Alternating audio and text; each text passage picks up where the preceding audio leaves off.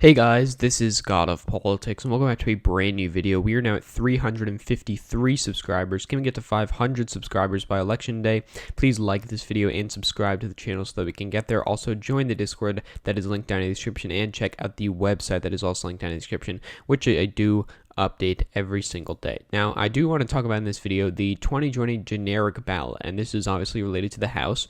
Currently, Democrats have a 5.5 point lead in the generic ballot. If we compare this back to what it was before, I think it peaked at around plus 11 back in July.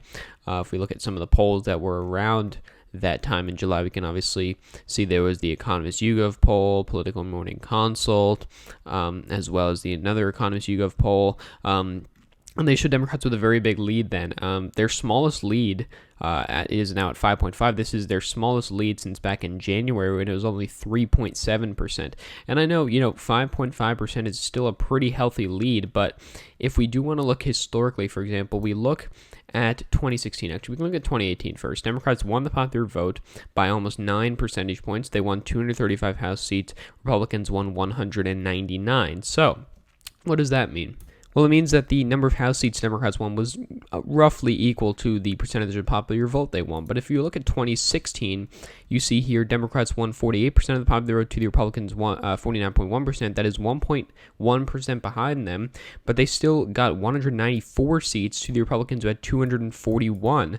So that means that, the things like gerrymandering, did hurt Democrats because you have a lot of these safe Democratic districts. If you look at the map here, you have a lot of safe Democratic districts in states like Michigan, for example, in states like Minnesota, Wisconsin. You have these, packed districts where there's a lot of Democrats that get a lot of the vote, and then you have Republicans that win by narrower margins in a lot of areas. And this is not to say that gerrymandering doesn't go on both sides. It certainly does. We can look at the we can obviously just look at the Maryland map, the Maryland gerrymander. There's only one Republican district out of 8 districts. We can also look at a state like Illinois. We can look as well as a state like Massachusetts, all as Democrats. So, it does obviously go both ways, but I do believe that the gerrymandering, at least for this cycle, it's done every 10 years, I do believe the gerrymandering, at least for this cycle, did favor Republicans more because you look at who ran the governorships back then.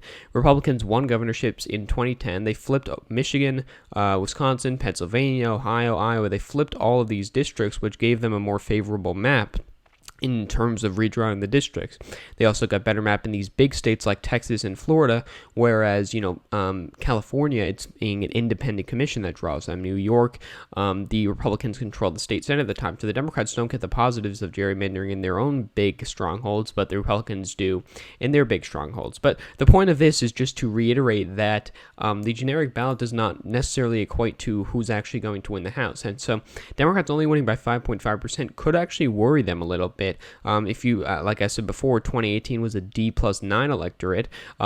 The current electorate is D plus 5.5, but what I'm comparing that to is Joe Biden, who at the moment is leading by 6.6 percentage points. It would actually be more before these Emerson and the Hill polls came in. It was around 7 percentage points. But we compare the different congressional ballot votes. We see the Economist YouGov here has Joe Biden up 7 points. We go to the generic congressional ballot. The Economist YouGov only has Democrats up 4 percentage points. So if we go to the individual crosstabs of those polls, we can see here, if we go to the vote intent of 2020, who will you vote for in this presidential election in November?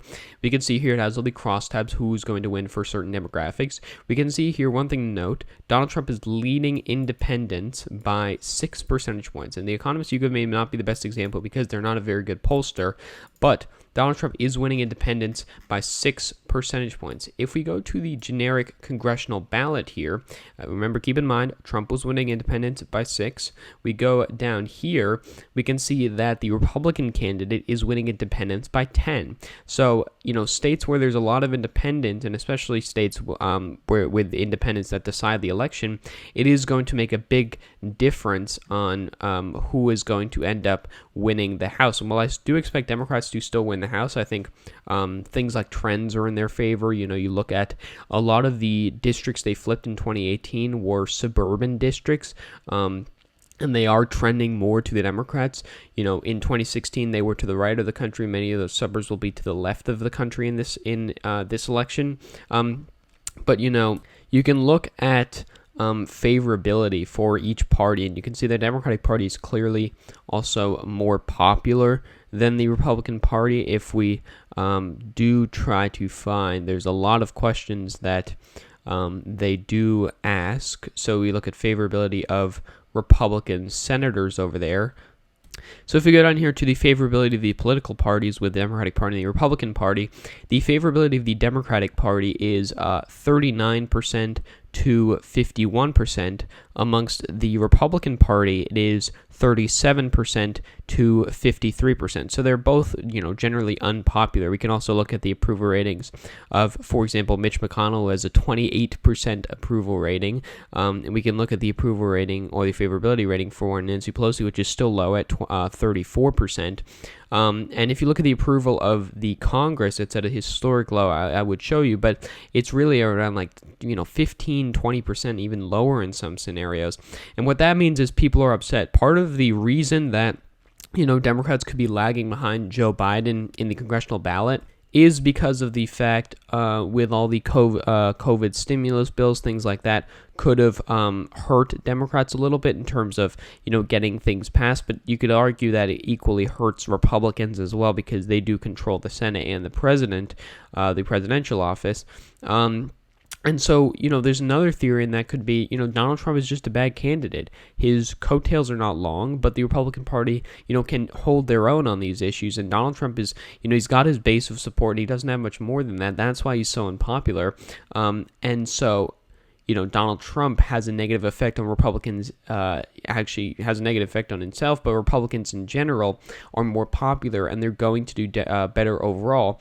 And, you know, there's the argument Joe Biden could be a better candidate than the generic Democrat, but I wouldn't necessarily buy that. I think it's not necessarily due to Joe Biden's strengths. I think it's more due to Donald Trump's weaknesses.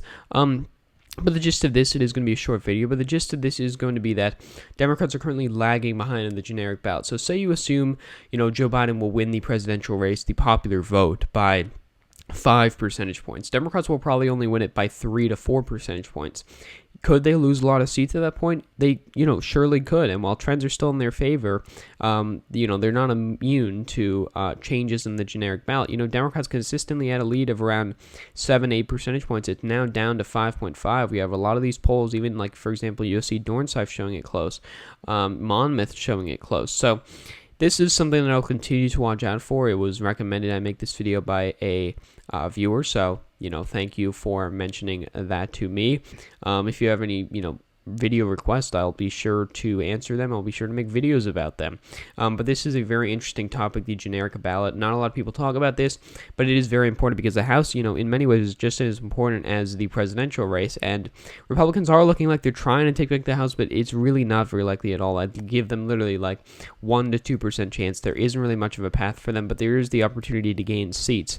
And so that is why it is still very important. But they will probably take it back in 2022 if Joe Biden wins, and in 2022 if Trump wins, Democrats will probably expand their majority even further, similar to what Republicans did in 2014. But enough talking. Thank you all for watching this video. Please like this video and subscribe to the channel. Also join the Discord that is linked down in the description, and check out the website that is also linked down in the description. I update it every single day, so you should check that out. But anyways, guys, again, thank you all for watching this video, and I will see you guys later.